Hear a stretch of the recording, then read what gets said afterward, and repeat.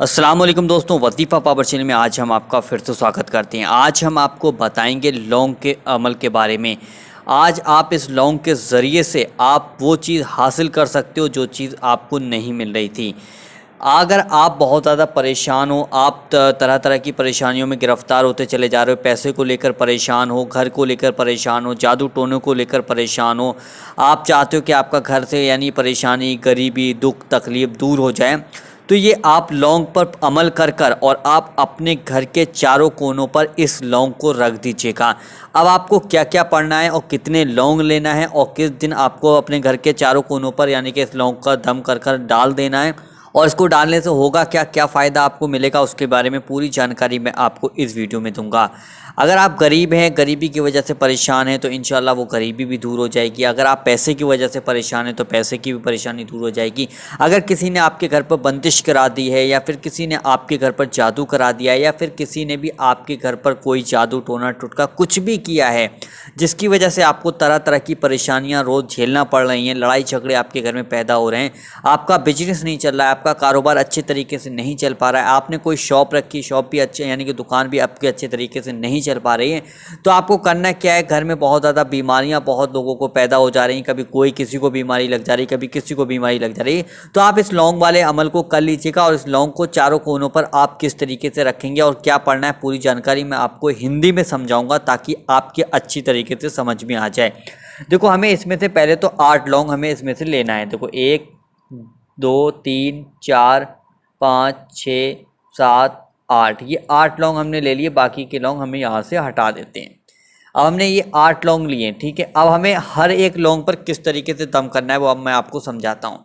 ठीक है, आपको पढ़ना क्या होगा पहले आप ये समझिएगा। मैं यहाँ पर हिंदी में लिख के दिखाता हूँ, फिर आपको स्क्रीन पर दिखा दूंगा ताकि आपके अच्छी तरीके से समझ में आ जाए।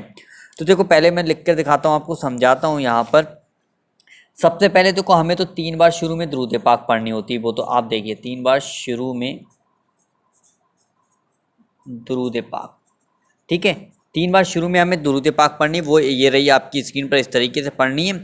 अब इस लौंग पर हमें कौन सा अमल करना है, सबसे पहले आप समझिएगा। देखिए, सबसे पहले हमें पढ़नी होगी सबसे पहले हमें सूरह फातिहा को 33 बार पढ़ना होगा, ठीक है। अब ये सूरह फातिहा 33 बार हिंदी में मैं आपको दिखा दूंगा और अरबी में भी दिखा दूंगा, स्क्रीन पर आपको दिखा दूंगा। पहले मैं लिख लूँ, उसके बाद एक एक करके दिखाता रहूँगा, आप उसका स्क्रीनशॉट लेकर आप अपने फ़ोन की गैलरी में सेव कर लीजिएगा।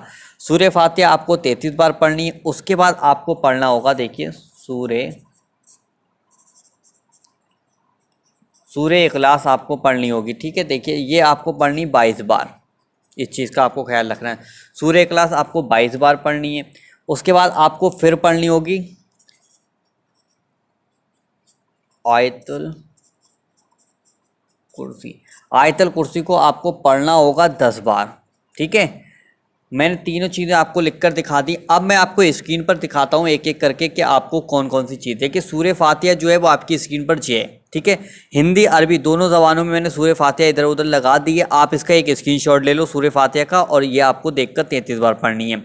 अब बात करते हैं सूरह इखलास की। तो सूरह इखलास आपके सामने हिंदी और अरबी दोनों ज़बानों में लिखी हुई है। इसका स्क्रीनशॉट ले लो, इसको गैलरी में सेव कर आप इसको देख देख कर पढ़ लीजिएगा। उसके बाद आयतुल कुर्सी की बात करते हैं, तो ये आपकी हिंदी और अरबी दोनों ज़बानों में लिखी हुई है, तो आप इसको देखकर 10 बार पढ़ लीजिएगा। अब आपने पढ़ लिया, आपको अब उसके बाद आपको करना क्या है, 3 बार आखिर में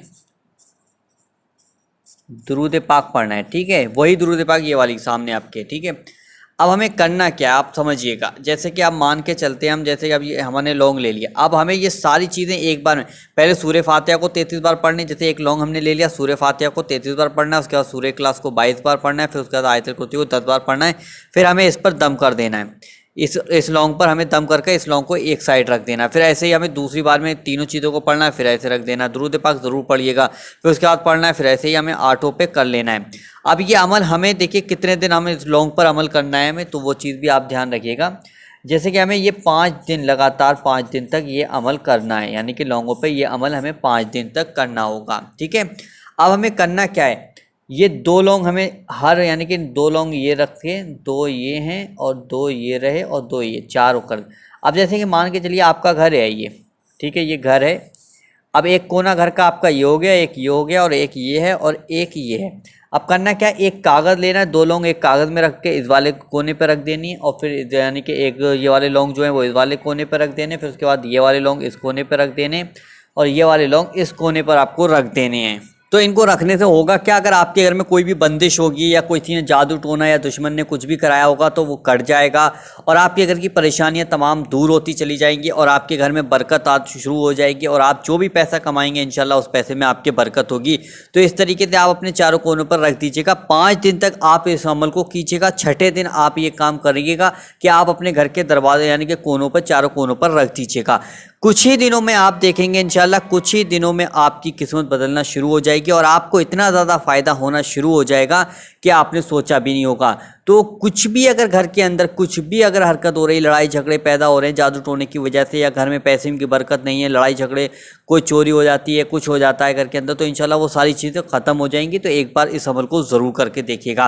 अब ये अमल आप सुबह में कर रहे हैं या शाम में कर रहे हैं या दोपहर में, जिस टाइम भी कर रहे हैं तो उसी टाइम आप ये 5 दिन तक आपको ये अमल शुरू करना है, यानी कि करना है। करने के बाद फिर आपको कुछ नहीं करना है, फिर बस इस नीयत को ज़रूर रखिएगा अपने दिल में, दिमाग में कि मैं किस मकसद के लिए इस अमल को कर रहा हूँ और किस मकसद के लिए इन लोगों को मैंने अपने चारों कोनों पर रखा है, वो आप अपने दिमाग में रखिएगा। इंशाल्लाह दुगना फ़ायदा होगा, आपकी जो परेशानियाँ इंशाल्लाह वो ख़त्म हो जाएंगी।